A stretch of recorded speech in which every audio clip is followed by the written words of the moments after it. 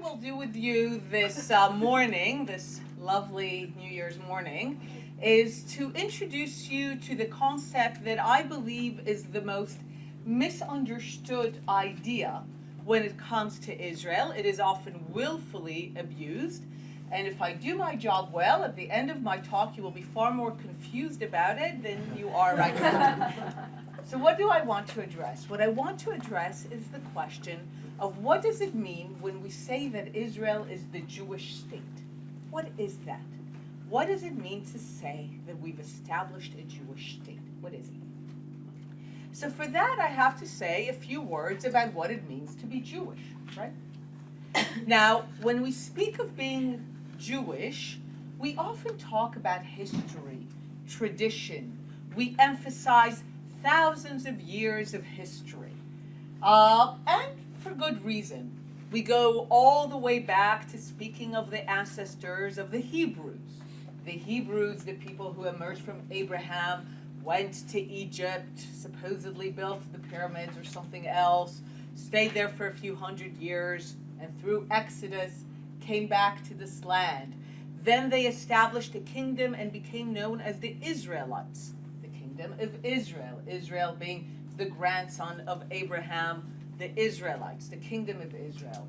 And then we speak later, the Israelites too were exiled by the Babylonians, later brought back by the Persians, establishing the kingdom of Judea. And when we speak of the Jewish people, we really begin with Judea. Now, you can help me. There seem to be between you quite a few language knowledge. In literally every language in the world, to the best of my knowledge, other than English and French, where you say Jew or Juif, all languages acknowledge that the Jews are essentially the people of Judea. Certainly in Hebrew we say Yehudim, in Arabic Yehud, in Japanese or Chinese I believe it's something like Judaya. I was told in Portuguese something like Yehudi, or in Hindi, as if anyone wants to contribute a language, they're welcome. But I think pretty much, which one? Spanish. Udio, there we go. So literally every language in the world recognizes that this is who the Jewish people are. The Jewish people are the people of Judea. Now, already with the Hebrews and the Israelites, we have a story that is a people of leaving and coming back and fro. Part of the history of this emerging people is this connection to this place that is about leaving and coming back, leaving and coming back. The most recent phase of that is when the kingdom of Judea, known for repeatedly rebelling against the empires, most recently that part, the Roman Empire.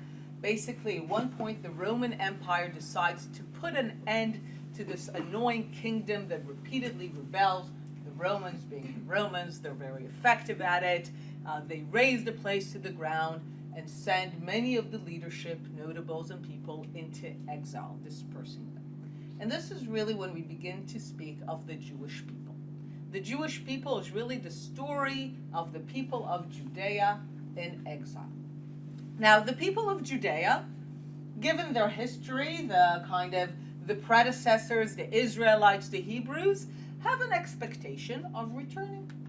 It's already part of their history. Exodus, the Persian return after the Babylonian exile. So they have an expectation of return. But this time it lasts for a while. And it lasts for nearly 2,000 years. Now, what happens during those 2,000 years when the people of Judea are in exile? The two most important developments for the people of Judea is actually the emergence of two great civilizations to emerge from Judaic thinking, especially the idea of law, equality before God, and especially a monotheistic, a one God, unknowable, unseeable. The two civilizations to emerge from Judaic thinking are initially Christianity and later Islam. Why are these very important developments for the people of Judea? Because both Christianity and Islam claim to be the true correct, better interpretations of Judaic thinking. And both of them are also converting religions, converting civilizations. And indeed, a lot of Jews, Judeans, convert, accepting the idea that this is a better truth, a better interpretation. In fact, if they had not converted, we would be several hundreds of millions of Jews today. Who knows, maybe a billion. We're obviously not. There are 16 million Jews in the world today, 1/6. Who are the Jews today? By definition, we are the ancestors of those who didn't convert, right? We are the heirs of those who insisted on not accepting this new truth, this new interpretation. Now, I ask you to leave for a moment your 21st century thinking, the idea that we are all respectful of each other's ideas, faiths, religions. Put yourself a little bit for a moment in the mindset of Game of Thrones. I don't know if it's popular yet. You win or you die. So imagine this kind of mindset. You come with a new truth, a new interpretation, and there is this people who say no. They say, look, Christ might be a very good rabbi, he's no Messiah. Muhammad might be a great leader, he's no prophet. How tolerant are you going to be of that people? Obviously, not a lot.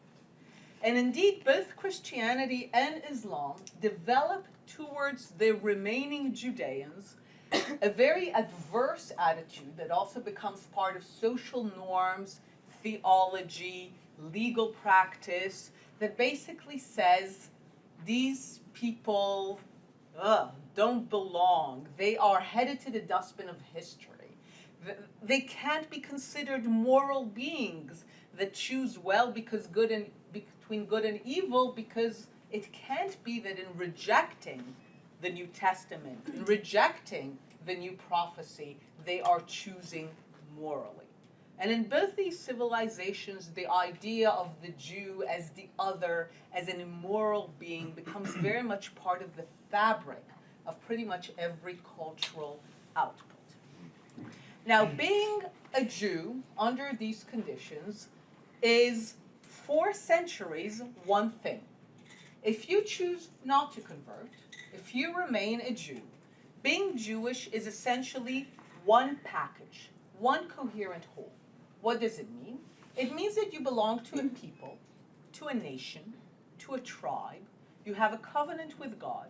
You have a common tradition in history. You have common rituals and practices. And most important, you have a common future.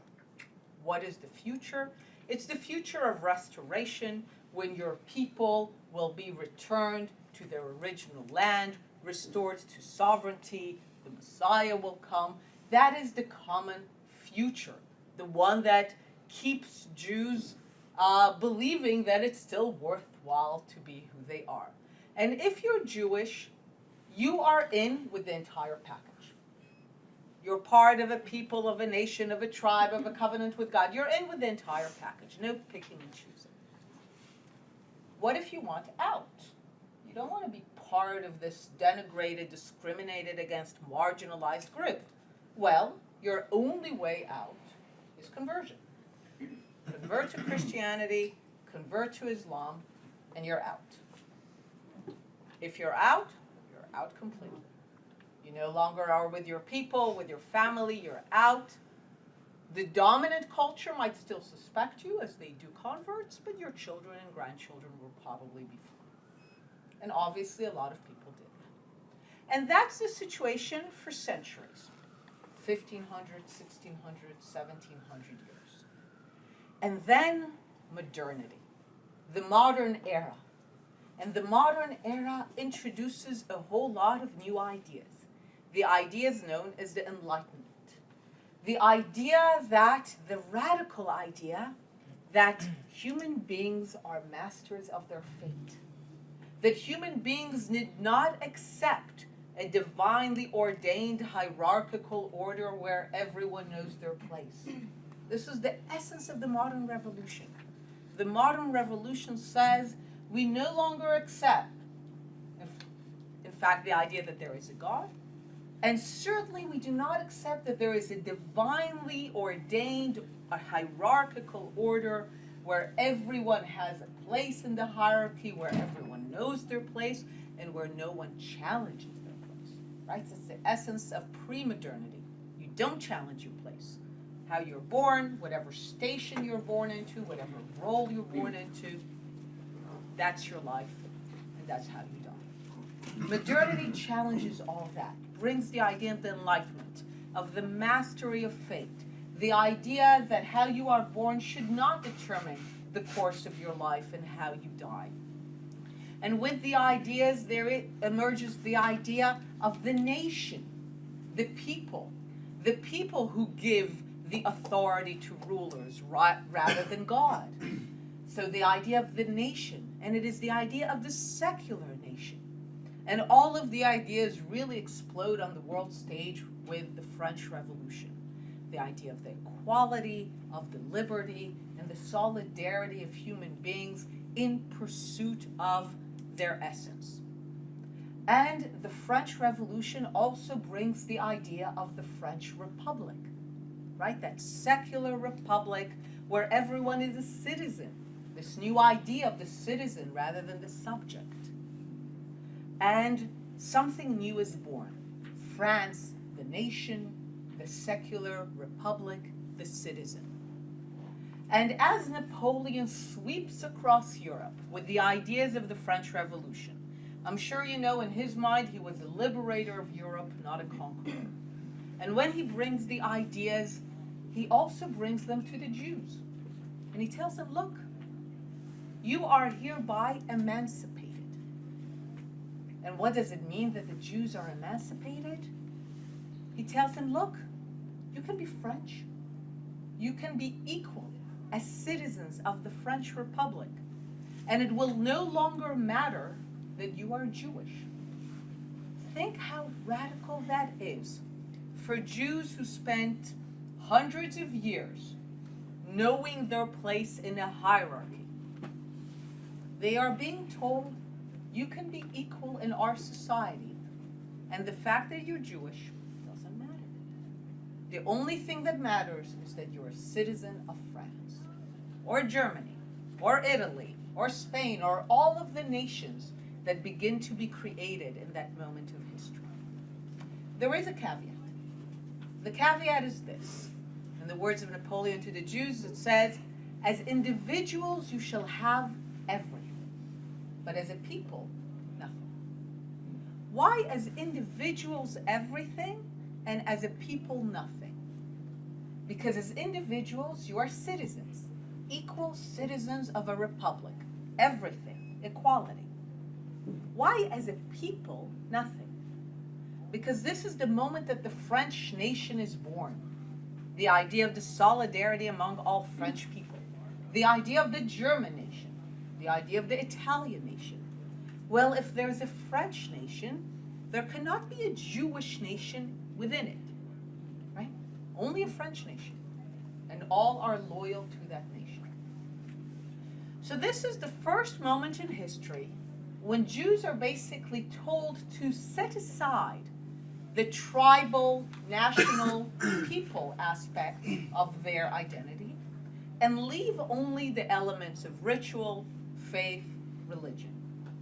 This is in fact the moment in history where Judaism is denigrated to the role of religion. Now a lot of people are surprised by this comment. They say, but Judaism is a religion. And the answer is no. That is a common mistake.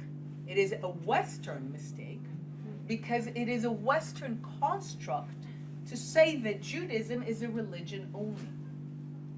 The idea of Judaism as religion, separate from the idea of a people and a nation and a tribe, emerges particularly at that moment in history when other nations are being formed. And this, for the first time, creates a new way of being Jewish by picking and choosing. Right? Up until this moment, I said it's one package. You're either in or out. But for the first time, You pick and choose. You say, okay, I leave the elements of faith, ritual, religion, and I set aside the elements of people, nation, tribe. And I become French, or German, or Italian. And this is how many Jews live to this day. This is one creation of the modern era. The idea that Judaism is your private or communal religion, but your national belonging and loyalty is to the nation. And this was something that a lot of Jews loved. They finally left the ghettos with the ideas of the Enlightenment, emancipation, going to the big cities, becoming German, becoming French, becoming Italian. It was a great moment. When we speak of a lot of Jewish achievements in science and arts, a lot of them are from that moment, when people leave their enclosed surroundings into the big world. One person who did that, his name is Theodor Herzl. He left his native Budapest to go to Vienna to pursue his dream of being a German playwright. Herzl believed that he was finally living at the right time, the time when Jews are emancipated, equal, when it will no longer matter that one is Jewish. It will not be a baggage, it will not be a problem. He is as Viennese, as German as anyone else. He goes to college in Vienna, to university in Vienna. He joins a very prestigious club, which he's very happy to join. But then he begins to see the rise of a new ideology. It is under the idea that it's scientific, progressive. And the ideology says, actually, humanity is divided into races. And there's a hierarchy of races. And suddenly the Jews are designated as a different race. They're being told that they are Semitic, from the name Shem, the son of Noah. Why Semitic? Many Jews were in Europe long before most Europeans were in Europe. Why were the Jews designated as a different race? Simply to say that they're not European. That's all.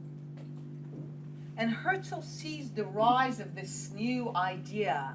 He later graduates, he goes to Paris, he covers the Dreyfus affair as a journalist.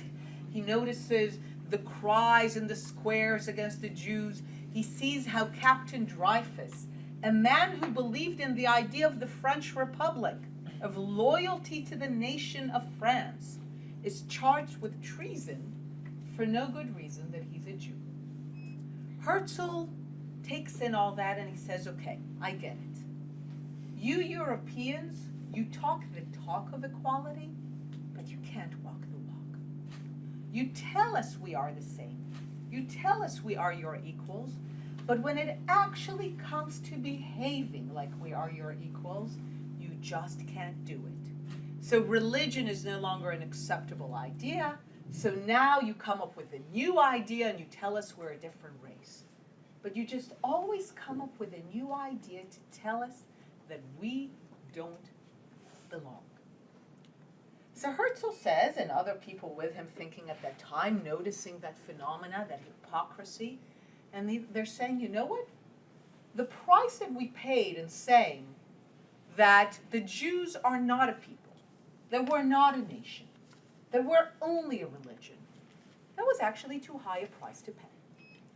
If anything, we're one of the world's first peoples, first nations. The story of Exodus. What is the story of Exodus but a story of a people and a nation born? We have given the world the mythology and the imagery of what it means to be a people and a nation. So we are a people and we are a nation. And if we are living in an era where every people and nation is beginning to free themselves from empire, to claim the right to govern themselves, what is ultimately called the right to self-determination. Well, if we are living in that era, then we, the Jews, have that right too. We are a people, we are a nation, and therefore we partake in what is a universal right of every peoples to govern themselves, to be masters of their fate, not just individually, but collectively. And this is the birth of Zionism. as a political movement to liberate the Jewish people, to make them sovereign again, in where else but the only land to which they ever held a historical and cultural connection. Now, Zionism creates a new way of being Jewish, because Zionism is a very secular idea. Zionism at its birth is even an atheist idea, because it's a rebellion. It's a rebellion against God and Messiah. Why? So many people think of Zionism in terms of religion, God, return to the land. Zionism is a modern secular rebellion in which the Zionist leaders go to the Jews around Europe and basically tell them this, I'm paraphrasing obviously, look, you've been praying for God and Messiah for how long now? 1800 years? 1900 years? How well did that work out for you? Right? So, if you want to change the course of history, if you want to emerge from your current phase, if you want to be masters of your fate, we do it on our own. We wait for no one. We wait for no God. We wait for no Messiah. We do it by ourselves. And Zionism is born out of the secular rebellion to take charge over the course of Jewish history. And therefore it has very secular beginnings. And it creates a new way of being Jewish. When Theodor Herzl writes his book, it came to Talk of Vienna, Der Judenstaat, the state of the Jews, the Jewish state, he thinks Jews or Jewish not like Christian, not like Catholic, not like Protestant, not like Muslim. He thinks Jewish like French, Jewish like Italian, Jewish like Spanish. He thinks of it as a secular national republic, and not for Jews only. Egalitarian, inclusive, it's a secular idea, a republic. A lot of Jews who live today in Israel, and by extension around the world, continue to live under this way of being Jewish. National, tribal people, but not religious. I call myself a devout atheist. Many Jews are. A lot of people who hear of a Jewish atheist think that it doesn't compute. The reason being that they are under the mistaken historical notion that Judaism is a religion. But there is no need in Judaism to believe, to profess faith. There's no requirement. You could be very Jewish with absolutely no belief in the existence of a transcendental God. This is why Judaism is generally very comfortable with atheism. It does not make the requirement of faith and belief. So, many Israelis, many Jews, have a sense of being Jewish in the modern era that is about solidarity with their people, with their nation, say with their tribe, but not at all about a matter of faith and belief. So another way of being Jewish, since the modern era, right? The era that began the picking apart of the Jewish identity. In Zionism, in early Zionism, you take the national, tribal aspect, the people aspect, you set aside the faith, the ritual. Now, one of the most powerful forces in Israel today politically is called religious Zionism. Now, if Zionism is such a secular idea, how can there be religious Zionism? Well, religious Zionism is based on a very simple premise. God works in mysterious ways. Right? People of faith have that idea, that God works in mysterious ways. Religious Zionists saw what early Zionists were doing and said, we kind of like that, but we don't like the rebellion against religion aspect. So what we're going to say is that God works in mysterious ways. For some reason, God has chosen atheists to do his work, which is a bizarre choice on behalf of God, granted, but unbeknownst to them, these godless people were doing God's work. God is now in the process of redeeming his people. We are living in the era of redemption, of bringing the people back to the Holy Land, like the prophecy. And it began by people who didn't believe in God, but doesn't matter. It is still God's work. And religious Zionism although a very marginal movement for much of Zionism, became powerful in the last 40 years after two main events, two wars, 1967 and 1973, served for many people as supposed proof that they were living indeed in the era of redemption. Right? What happened in the Six-Day War? Israel moved from a day where it felt that it was about to be annihilated, and within 6 days, an amazing triumph.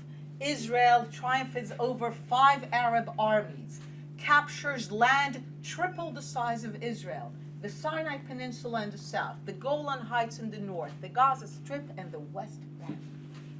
Now, the West Bank is not just the West Bank of the Jordan River, the source of its name. It is Judea. Much of Judea is there. I live in Tel Aviv. I love Tel Aviv, and I would live nowhere else. But even secular atheist Tel Avivi me recognizes that there is a greater historical, cultural connection between the Jewish people, the Judeans, and Judea. 6 years later, 1973, the Yom Kippur War, on the holiest day to the Jewish people, the Day of Atonement, Yom Kippur, Israel is attacked from the north and the south, truly about to face annihilation, ultimately able to eke victory at a tremendous cost. You lived through 67 and 73, two close events, and you've been raised your life to believe that God works in mysterious ways to bring about the redemption of the Jewish people at this time. This is proof. You've seen it with your eyes. You've seen the return to the biblical lands, to the places of the cradle of the civilization of the Jewish people. So religious Zionism becomes another way of being Jewish. And then I'm sure there is what you often think of as Jewish, people wearing these black, very traditional clothes. Have you ever wondered why people who claim to be very religiously devout wear clothes that were very popular in Poland in the 17th century, the height of fashion? Why? Because that's the time and place that they want to freeze. In that sense, Jewish Orthodoxy is also a modern movement because it is a response to modernity. By raising up their walls and saying, we want to freeze Jewish life before all these crazy ideas began to infiltrate. Emancipation, being a religious Jew of a different nation, Zionism, communism. I mean, stop all that. Have you ever seen the movie or the play Fiddler on the Roof or read the book? That's what it's about. It's a parable about the change of Jewish life, about the assault on the traditional form of Jewish life through the daughters. Each daughter represents a different challenge to the tradition. So that's another way of being Jewish. And on the very extreme part of that, maybe you've ever wondered if you've seen very religious-looking Jews in anti-Israel demonstrations. They hold up signs, Jews against Israel. And you must be thinking, well, if Jews are against Israel, Israel must be doing something awful. And it literally has no connection. Israel could be the most perfect nation on earth. Their opposition to Israel is theological, because they got Zionism right. They understood that Zionism was a secular rebellion against God and Messiah. And they said, you do not get to decide when you return to the land. You do not get to do it on your own. You wait. You wait, you pray, and God and Messiah will come in their own good time. So that's another way of being Jewish. And there are also many ways. In America, there are streams, reform and conservative. And what do? Everyone's been picking and choosing their Jewish identity. And who gets to say what's the right way to be Jewish or the wrong way to be Jewish, right? How do we decide? We have no church. We have no pope. We have no superior arbiter of doctrine who says that's the right way to think or the wrong way to think. So what do? How do we decide what's the right way to be Jewish or the wrong way to be Jewish? Well, what do Jews do? We argue, right? That's what we do. We argue and we debate. And that is basically what we've been doing. Arguing and debating what it means to be Jewish in the modern era. And based on that, I have the definition for what it means to be the Jewish state. I call it the definition to end all definitions. You will need none other. My definition of the Jewish state is that it's the one state in the world where you get to argue about what it means to be the Jewish state. And I want to contend that it's a very accurate definition. Israel from day one, and Zionism from day one, 120 years ago with the first convention of the Zionist Congress, has been a fierce debate about what it means to be the Jewish state. Now, why can this debate be so fierce? Well, two main reasons. The first, as I said, we have no arbiter of what's the right way to interpret Judaism. So we argue. And the other reason is that Judaism is an ancient civilization. What do you have in ancient civilizations? You have a whole lot of texts, a whole lot of traditions, a whole lot of people who said a whole lot of things, right? Over thousands of years. You can literally pick and choose anything you want to justify any position you want. I was a member of parliament for a few years. I would sit in the Israeli plenary, listening to people define the most opposing views and claiming that that is the correct interpretation of what it means to be Jewish. And they are all correct. There is no correct interpretation. Ultimately, Judaism is in the hands of its interpreters. And the idea of the Jewish state is in the hands of its interpreters, Jews and non-Jews. And this is, by the way, why Israel is such a strong democracy.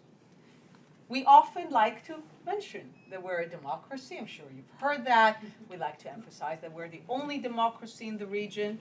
And by the way, for good reason. Israel, by now, not just in the region, is one of the world's longest continuous democracies. There aren't many countries in the world that by now have been in existence for all 70 years and over, who have been continuously democratic. No military coups, no civil wars, no suspension of elections. Continuous. And one of the reasons is because we have been so fiercely arguing for so long. I have a colleague who says that if you want to understand democracy and what makes democracy, it's not voting, everyone votes. It's not parliament, every dictatorship has a parliament. He calls it the habit of legitimate disagreement. The idea that you have a habit, and certainly Israelis, Zionists, even Jews have been in the habit of disagreeing, and that it is a legitimate disagreement in the sense that you will look at the other person, even though they are saying things that in your view are awful, will take this country on the road to hell, and you accept their legitimacy as your counterpart to this debate. That's actually quite remarkable. I would sit at Parliament, look at people whom I believed were doing our country like the worst, they're taking us in the worst possible direction. And yet I sat with them. And I agreed to vote as a mechanism between us. And that if they won the vote, I accepted the outcome. I tried to change it, but I accepted the rules. It's actually a remarkable achievement in general of all democracies. So this habit of legitimate disagreement is what has made Israel such a vibrant democracy, and it is very much rooted in our Zionist and Jewish history. So, I hope I have succeeded in thoroughly confusing you about what it means to be Jewish and the Jewish state. That is the purpose. Thank you. And I think we have plenty of